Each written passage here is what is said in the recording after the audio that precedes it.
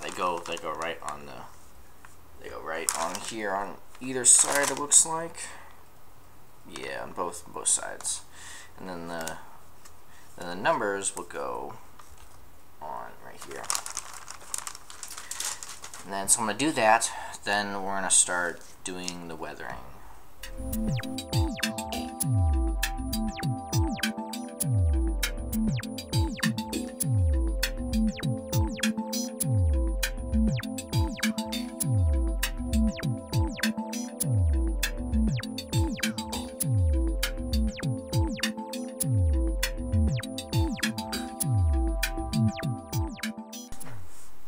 Alright, so I put the decals on, so now I'm gonna start washing the kit.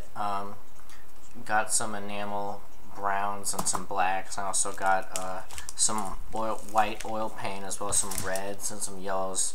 I'm gonna make some, you know, the normal blackishness, and then maybe some rust, and maybe a little yellow in there, and maybe a little dust or something like that. So, I mean, this is going to be a really weathered kit, so I can kind of go crazy.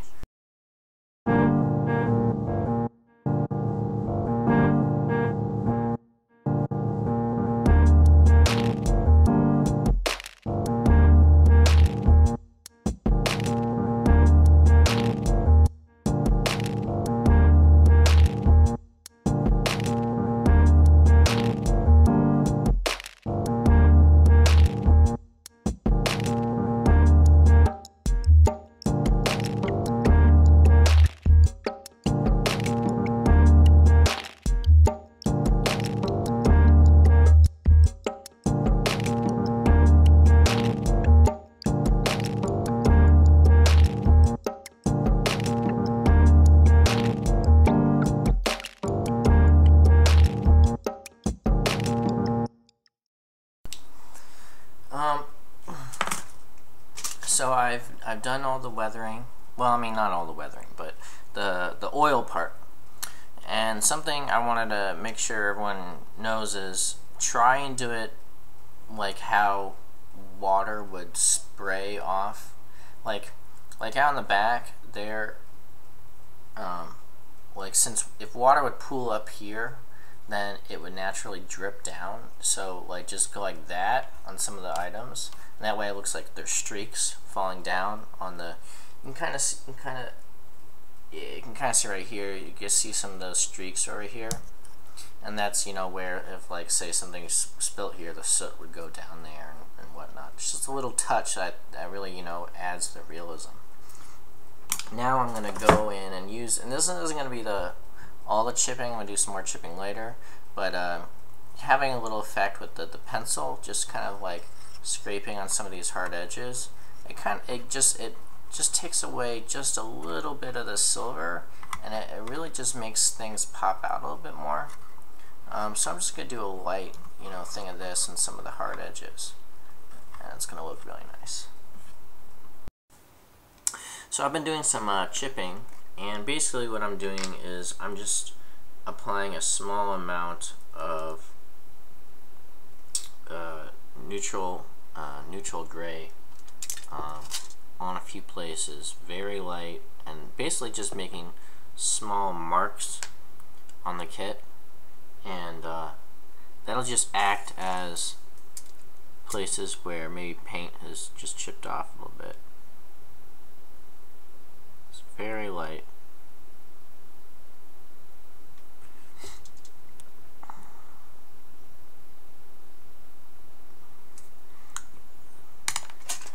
Small brush here too as well, so I'll use that in some of these places. I'll just do this stuff on corners and whatnot, because that'll make it give the impression that it's scraped along something.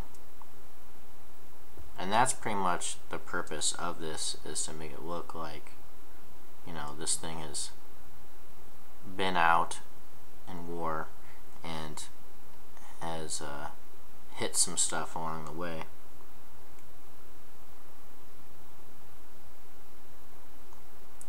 So again, very light, very don't make it too heavy, but you want to make sure you portray that impression on your audience about the, you know, hit stuff and whatnot. So try and make it, you know, believable.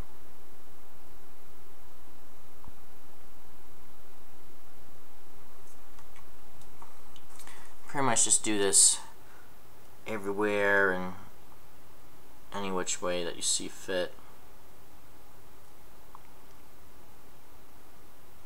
A lot of these, if you feel like you've made a mistake, you can probably cover it up with you know, some soot or something like that.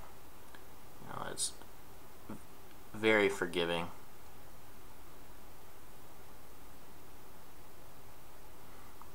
So I'm just going to keep doing that till I think that's satisfied, and then we'll go on to the more of the dry stuff, you know, pastels and whatnot, and dust and whatnot, to make it look like it's part of the diorama.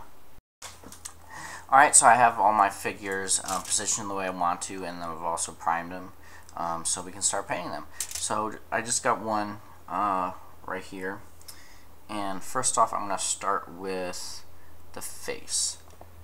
So I just have some foil here. That's what I like to use for putting down lacquer.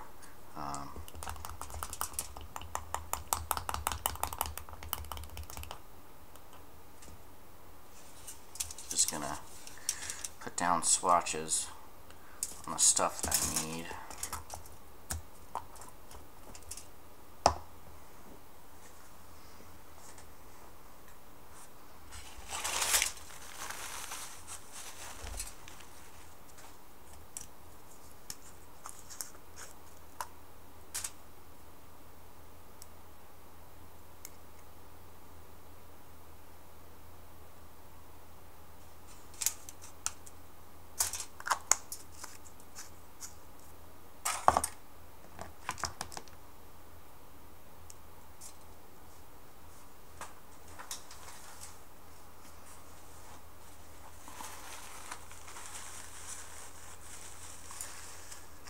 So basically for the flesh tone, I'm going to start off with a pretty deep brown, and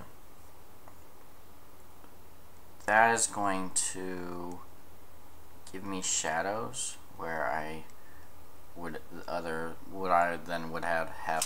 to put in like dark color there afterwards. So it's kind of a saving kind of measure. It kind of deepens everything. And I have skin tone that I have made that I feel is better.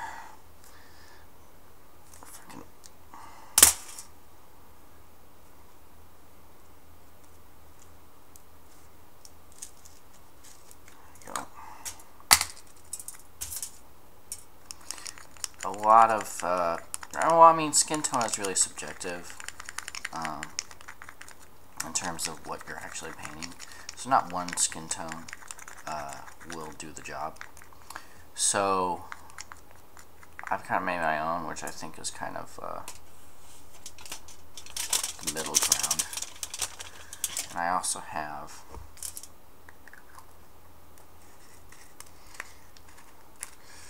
just a big bottle of skin tone. That's it's pretty good, but sometimes I feel like it's a little too pink. Probably can't tell from on the camera, but the stuff from here is a lot. It's got a lot more red in it, which is fine for certain things. But for this, I want to kind of mix it up a little bit. So that's all I need. So lots of retarder for this. Keep all the colors nice and wet. A little thinner as well. Thin it down.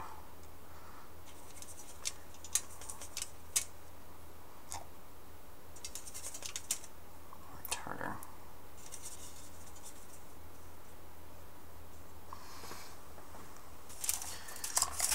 going to paint the face.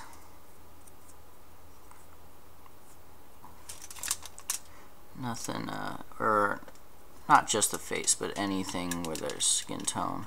I'm going to lay down some of this brown as kind of more as a primer, so to speak, since it is, that's kind of what I'm using it for, as a primer.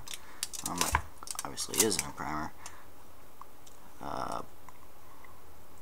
But like I said before, it just kind of, if you can lay it down real wet, where it gets in all the little nooks and craters and crannies and whatnot, then when you go back with the lighter, like the lighter stuff's going to be catch more on the high edges, and that's where the highlights are when light shines on objects. So it kind of like does shadows and highlights automatically. So I really like this. And again, it's real easy. Just put a darker brown first, and then come in later with the skin tone. Now I'm kind of being a little sloppy right here, just because we're in kit's freshly primed. No other colors on here. This brown is, I'm gonna be doing a green as the main color, so I'll just go over it. But you know, also be careful about, especially these figures, you know, be careful about putting in too much paint, because the paint does add a layer over the detail, and obviously if you thin the paints down, you're fine. But if you keep adding too much, you can the paint can fill in those details, and it will cause the detail to get filled in. We'll never see it again.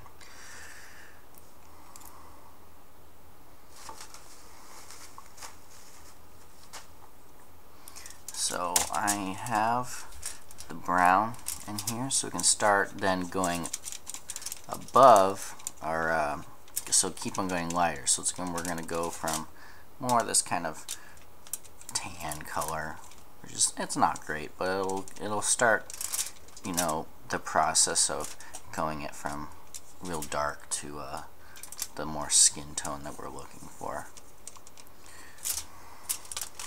And this is kind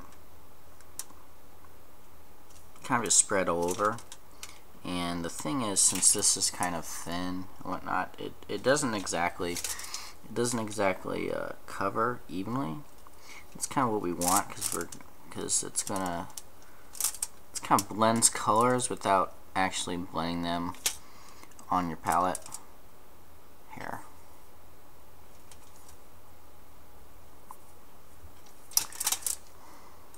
It kind of gives you color that you wouldn't normally get when you're mixing because of the layers of it. I'm not quite sure what's that called, what that is, but you definitely can see it when you paint freehand, that the layer underneath can really change the color that you put over it.